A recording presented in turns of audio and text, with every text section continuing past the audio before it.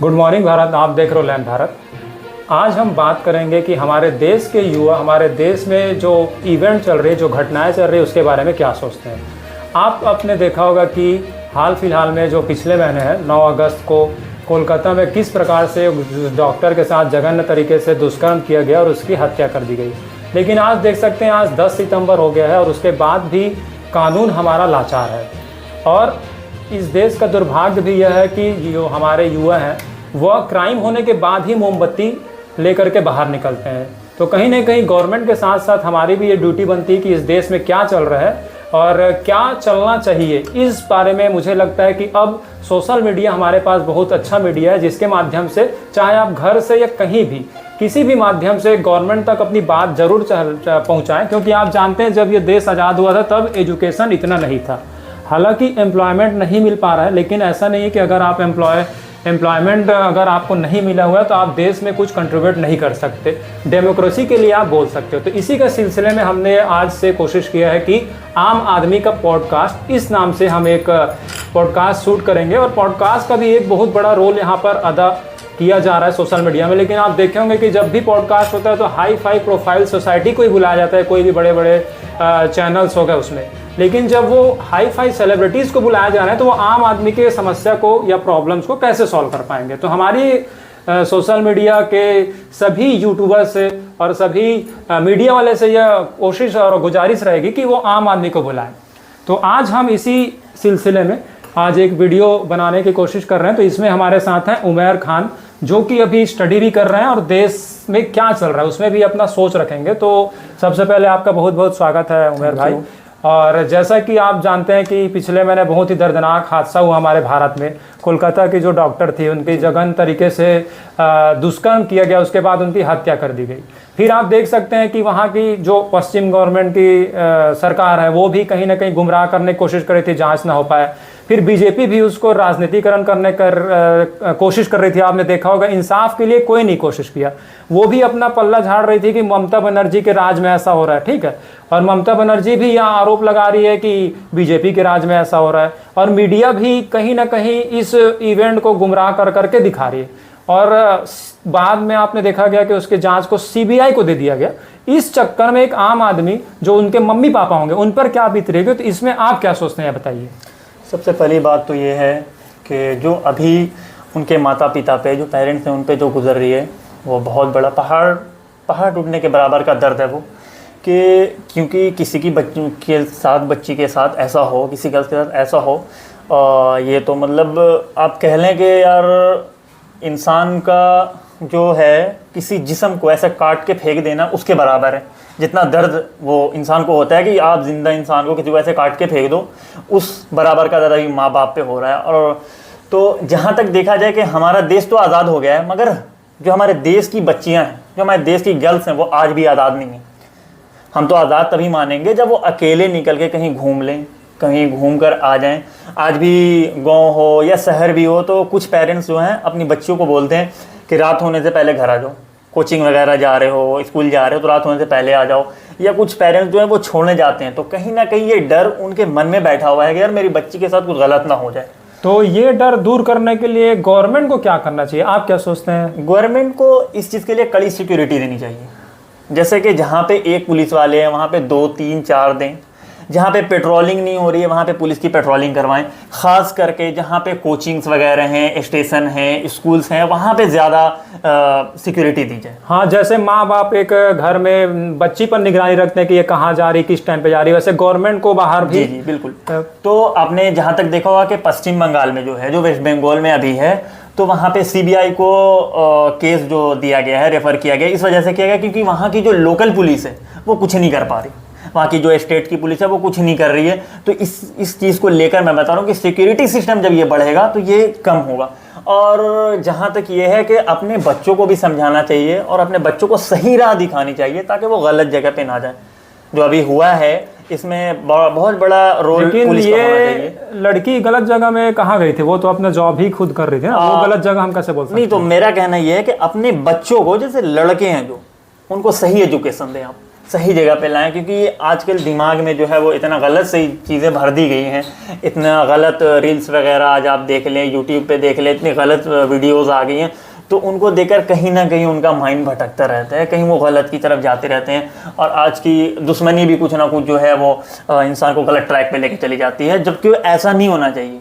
इंसान को सही माइंड रखना चाहिए। और जहाँ तक आपने बात की कि वो पश्चिम बंगाल वेस्ट बंगाल की जो सरकार है और ये जो सेंट्रल की गवर्नमेंट है, ये दोनों एक दूसरे के ऊपर थोप रहे हैं। तो इन लीडर्स का तो यही है कि यार एक दूसरे के ऊपर राजनीति करते रहो, पॉलिटिक्स अपना झाड़ते रहो और कुछ इंसाफ नहीं होगा। तो जो हम आम पब्लिक हैं, जैसा कि आपने बताया कि हाई प्रोफाइल सोसाइटी वाले जो आते हैं, एक्टर हैं, एक्ट्रेस हैं या बड़े लोग हैं, जो उनका पॉडकास्ट किया जाता है, तो उनको कोई फ़र्क नहीं पड़ता। उनको 2 मिनट के लिए आना होता है, 2 बातें अपनी रखे और वो चले गए, उनको कोई फ़र्क नहीं पड़ता है। लेकिन जो हम आम इंसान हैं, सबसे ज़्यादा हमको फ़र्क पड़ता है, क्योंकि हम अनसेफ हैं, हमारे पास सिक्योरिटी सिस्टम उतना कड़ा नहीं है और जो भी चीज़ें हैं वो हमारे पास नहीं है। तो हमारा ये काम है कि हम इंसाफ उनको दिलाएं।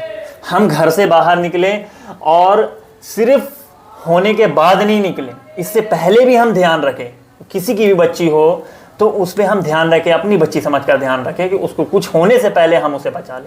ऐसा इंसान को, आम इंसान को भी ऐसा ही करना चाहिए और सोचना चाहिए उसके बारे में। और जैसे आप देखते होंगे कि आजकल जो यूथ है, क्राइम हो गया तब आप देखे होंगे कि लाखों के संख्या में कैंडल मार्च करते हैं, प्रोटेस्ट कर रहे हैं, जब वी वांट जस्टिस। लेकिन वही यूथ जो है, पहले जब नॉर्मल सिचुएशन चलता रहता है तब वो रील्स में, इंटरटेनमेंट में और जॉब्स के लिए चलता रहता है। लेकिन जो जॉब्स देने वाले जो गवर्नमेंट है वो सही है या नहीं है, उस समय वो जो यूथ है इंटरेस्ट नहीं ले पाता। तो आपको क्या लगता है, कहीं ना कहीं यूथ को भी अब आगे आकर के देश में चल क्या रहा है, इसमें इंटरेस्ट लेना चाहिए, इस पर बात करनी चाहिए? जी जी बिल्कुल। देखिए, एक बात तो मैं आपको बता दूं कि अगर इस देश को चलाना है तो यूथ को आगे होना होगा।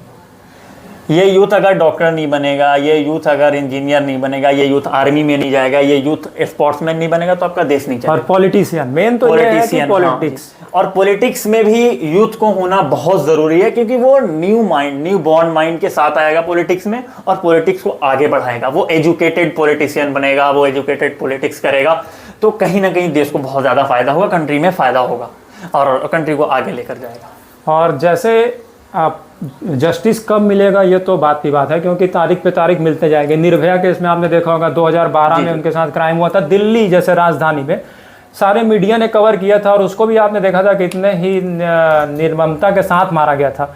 उसके बाद ये कानून हमारा इतना कमज़ोर हो जाता है कि तारीख पे तारीख मिलते जाती है। 8 साल लग गए थे, आपने देखा होगा। 6 उसमें लोग थे, उसमें एक जो है नाबालिग था इसलिए छूट गया, एक की डेथ हो गई थी। 4 को फांसी देने में भी कितना पेचीदा रूल था कि राष्ट्रपति जी के पास उनके पास दरख्वास्त किया कि फिर बहुत मुश्किल से छुप छुपा करके उनको फांसी दिया गया। तो इतना कानून हमारा कमज़ोर क्यों हो जाता है? अब आप, अगर आप इस पोस्ट में होते या आपको बोल दिया जाए कि आप जस्टिस देते कोलकाता के डॉक्टर को, तो फिर आप क्या, आपके राय में क्या करना चाहिए?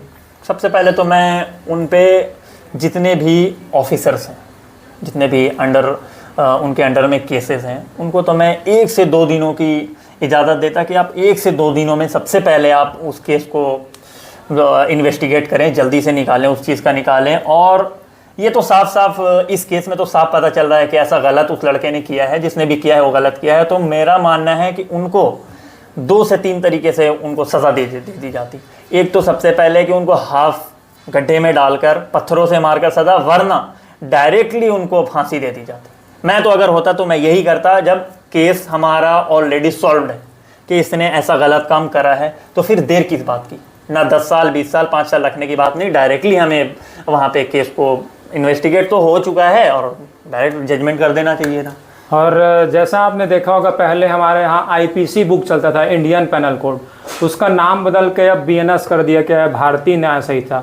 लेकिन धाराएं तो वही दिख रही हैं। अगर कुछ नया चीज़ होता तो आपको क्या लगता है, जगह का नाम बदलने से, किसी बुक का नाम बदल देने से आप जो व्यवस्था चल रहा है उसको चेंज कहाँ कर पाएंगे? अभी देख सकते हैं, पहले जो अगर हम बोले निर्भया को जो इंसाफ मिला है वो IPC की धाराओं के तहत मिला है। अब आप देख सकते हैं उसका नाम बदल के BNS कर दिया गया है, बुक का नाम चेंज कर दिया, लेकिन फिर से वही CBI और वही चक्कर चल रहा है। और मुझे लगता है कि इसमें भी 8 से 10 साल लग जाएंगे, क्योंकि जनता भी अब 1-2 दिन कैंडल निकालती है, उसके बाद उनके पास कैंडल के लिए पैसे नहीं रह जाते, फिर वो भी अपने अपने काम में चले जाते हैं। अब वहाँ पर उसके मम्मी पापा ही तारीख पे तारीख लेते रहेंगे और जाते रहेंगे। तो आपको क्या लगता है, केवल नाम बदल देने से, INS का BNS कर देने से, या फिर किसी जगह का नाम बदलने से वहाँ के लोगों को क्या फ़ायदा होगा?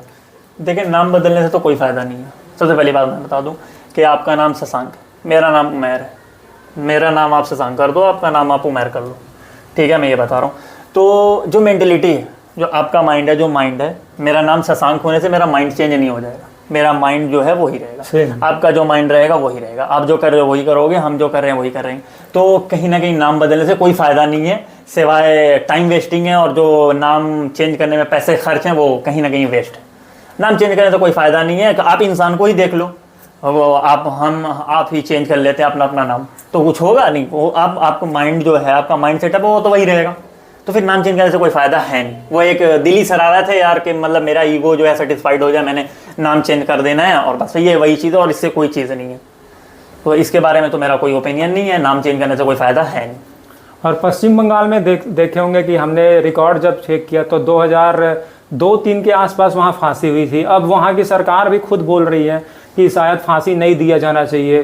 तो इतना एक तरफ देखिए वो जो क्राइम कर रखा है, इतने निर्ममता से उसका हत्या किया गया। आपने देखा होगा न्यूज़ में भी कि हर जगह से उसका ब्लड निकल रहा था।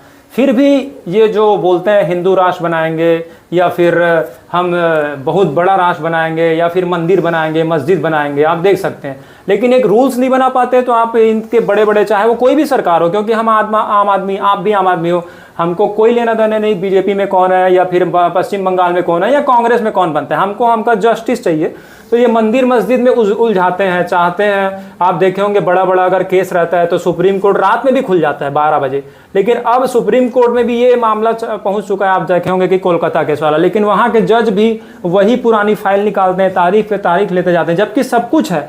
सीबीआई के पास सबूत है कि उसने मार दिया, उसने खुद कबूल कर लिया। फिर भी जो चीफ जस्टिस है, हालांकि हम उनके एजुकेशन को चैलेंज नहीं करते हैं कि वो कम पढ़े लिखे हैं, नहीं करना चाहिए, और हम भावनाओं में भी नहीं बहे हुए। एक तरफ देख सकते हैं कि कितने खराब तरीके से इसको मारा गया। फिर भी चीफ जस्टिस जो है खुद क्यों नहीं इस लॉ को बदल पाते, या कौन सुधार करेगा सुप्रीम कोर्ट को? बस हमको इस बात में उलझा रखता है कि हमको मंदिर बनेंगे। आपने देखा होगा कि श्री राम मंदिर बन गए, अब वो बोल रहे हैं मथुरा में बन जाएगा। तो उससे आम आदमी को तो कोई फर्क नहीं पड़ रहा है। जब वो राम की बात करते हैं, वो तो एक सीता माता को केवल रावण जब ले गया था तो वो वहां घुस के मारे थे। अभी हमारे देश में ये बात हो रहा है, इंडिया में ये बात हो रहा है। तो चाहे कोई भी धर्म हो, कोई भी धर्म हमको यह नहीं बताता कि हमारे मतलब बेटियों के साथ ऐसा करता है। तो हमको इस समय आप जानते होंगे कि सरकार के पास पावर है। मुझे लगता है कोई भी पार्टी इसमें विरोध नहीं करेगा कि ऐसा अगर करता है तो 9 महीने 9 दिन में फांसी कर दिया जाए।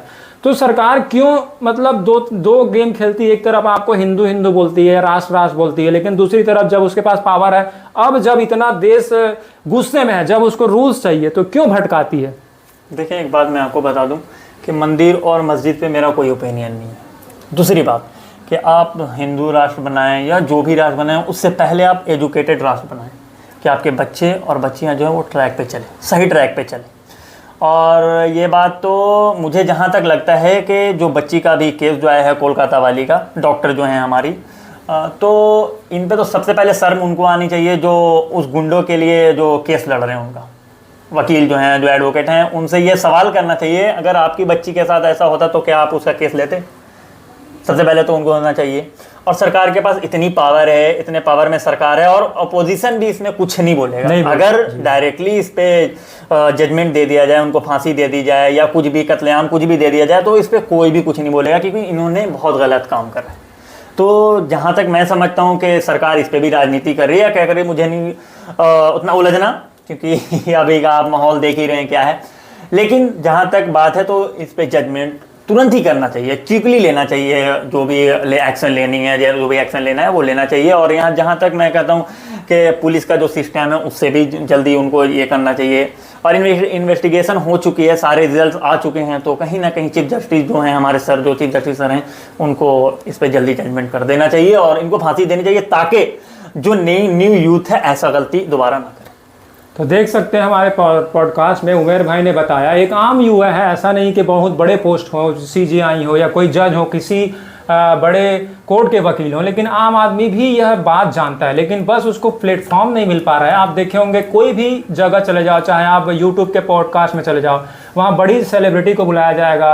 आप राजनीति में चले जाओ, वहाँ पर बड़े बड़े जो नेता हैं उन्हीं के बच्चों को टिकट दिया जाएगा। लेकिन हमें ऐसा लगता है कि पॉलिटिक्स में और देश में क्या चल रहा है इसमें हमारे उमेर जैसे युवा को आना चाहिए, तब जाकर के ये देश बदलेगा। अदरवाइज हम अगर केवल रील्स बनाते रहेंगे, इंटरटेनमेंट करते रहेंगे, तो कहीं ना कहीं गलती हमारी है। और आज के समय में मोबाइल जो है हमारा सबसे बड़ा हथियार बन सकता है और हम अपनी बात इसके माध्यम से सरकार तक पहुंचा सकते हैं। और सारे युवा सब सजग हो जाएंगे तो कहीं ना कहीं ये सरकारें जो है या अपोजिशन है कोई भी हो, वही सरकार सामने आएगा जो सही काम करेगा। मंदिर मस्जिद और नाम बदलने वाली सरकारों से हमें कोई मतलब नहीं। आप एक रूल बदल दीजिए, आप बीएनएस में एक ऐसा रूल्स लाइए कि ऐसे जब अपराध हो, चाहे कोई भी धर्म की वो लड़की हो, उसके साथ अगर ऐसा होता है तो बिना धर्म को देखा जाए, देखकर बिना धर्म को देखे उनको सजा दी जाए। लेकिन आप देख सकते हैं कि ना ही इसमें पॉलिटिशियन आगे आ रहे हैं, ना ही सुप्रीम कोर्ट इतना जल्दी ट्रैक को कर पा रही है। अब ये देखना होगा कि कितने सालों में इनको इंसाफ मिल सकता है। ये निर्भया 2 ना हो जाए कि देखेंगे उसके साथ उनको 8 साल में मिला था, इनको भी 8 साल ना मिल जाए। देखते हैं कि 2024 के ख़त्म होने से पहले यहाँ के हमारे सरकार, चाहे वो केंद्र सरकार हो, चाहे वहाँ के राज्य सरकार हो, चाहे सुप्रीम कोर्ट हो, क्योंकि सुप्रीम कोर्ट ही फाइनल हमारा कोर्ट होता है, न्याय कितने जल्दी दिलाती है और कितने जल्दी हिंदू राष्ट्र तो छोड़िए एक आम आदमी वाला राष्ट्र ही बना ले तो भी यहाँ के लोगों को काफ़ी राहत मिलेगा। और इस तरह से हम पॉडकास्ट लाते रहेंगे। अगर आप भी इस पॉडकास्ट में शामिल होना चाहते हैं तो हमें मेल जरूर कीजिएगा। कोई भी विचार अगर रखना चाहते हैं जैसे उमेर ने रखा उस तरह से, तो हम आपको जरूर मौका देने की कोशिश करेंगे। तब तक के लिए देखते रहिए लैन भारत और अपने देश में क्या चल रहा है इस टॉपिक से कहीं ना कहीं अपनी राय रखते रहिए। सबसे बड़ा आपका पावर मोबाइल है, उस पर केवल रील्स ना देखें, अपनी बात रखने की कोशिश करें। Thank you.